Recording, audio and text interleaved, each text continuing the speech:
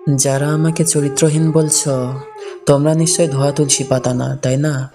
তাইলে এরা কারা? যারা আমার কৈশোরে চলার পথে রাস্তার পাশ থেকে বলেছিল, বড় হলে মালটা চরম হবে, টসটসে। যে রাতে আমার প্রথম ঘুমহীন কাটলো, সেদিন পাড়ার এক দাদা আমার মাথায় হাত রেখে আশীর্বাদ ছলে কি বিচ্ছিন্নভাবে গায়ে হাত দিল। যৌনতার ইঙ্গিত প্রকাশ্যে করে গেল গোপন কৌশলে। এমন পরিচয়ে পিছিয়ে নেই পাড়ার চাচা এবং মামারাও। স্কুল কলেজের যাত্রাপথে ছোট বড় ভাইজানরা ইচ্ছাকৃতভাবে কতবার বাসে ভিড়ে সুযোগ বুঝে বুকে পিঠে ঘষা দিল। তোমরা যদি সবাই ধোয়া তুলসীর পাতা হও, তবে এরা কারা? তারপর হাত কেটে প্রমাণ করা যৌবনের প্রথম প্রেমিক বলেছিল, শুধু মনটা চাই। আর প্রেম হওয়ার পর মনের উপরে বুকের যে মাংসপিণ্ড, সেই মাংসপিণ্ড স্বাদ বুঝতে না দেওয়ায় মনটাই কেটে দিল। সেদিন কাগজে কলমে চুক্তিপত্র ছাড়া প্রেমের মৌখিক বিচ্ছেদ শব্দ দিয়ে নিজেকে যখন তাকে ছাড়া অচল পয়সার মতো মনে হলো, তারপর আঁকড়ে ধরতে চেয়েছিলাম নিজেকে বিলিয়ে। তবুও না, আমি আমার হয়ে থাকতে পারিনি।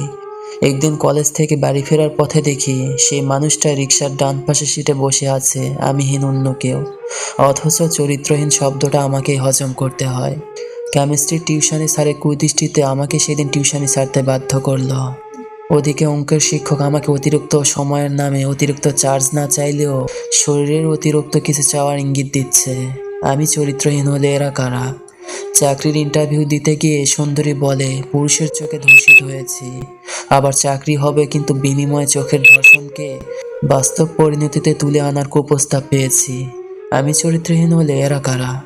বিয়ের দিন শ্বশুর বাড়িতে পা রাখার সাথে সাথে প্রকাশ্যে আড়ালে আবডালে কত পুরুষ কুমতলব দিয়ে আমাকে ছুঁয়ে দিল, যে কথা লজ্জার সামনে বলতেও পারিনি সেদিন। আজ আমি চরিত্রহীন হলে এরা কারা? বিয়ের কয় মাস পর স্বামীর অফিসে জন্মদিনে পার্টির নাম করে আমাকে নাচালো, তারপর বেড শেয়ার করার প্রস্তাব, সেই প্রস্তাব ফিরিয়ে দেওয়ায় স্বামী প্রমোশন আটকে থাকা। তাই আমি চরিত্রহীন হলে এরা কারা? তোমাদের চোখে মুখে মেয়ে হয়ে জন্মেছি নাকি চরিত্রহীন হয়ে জন্ম? কোনটা?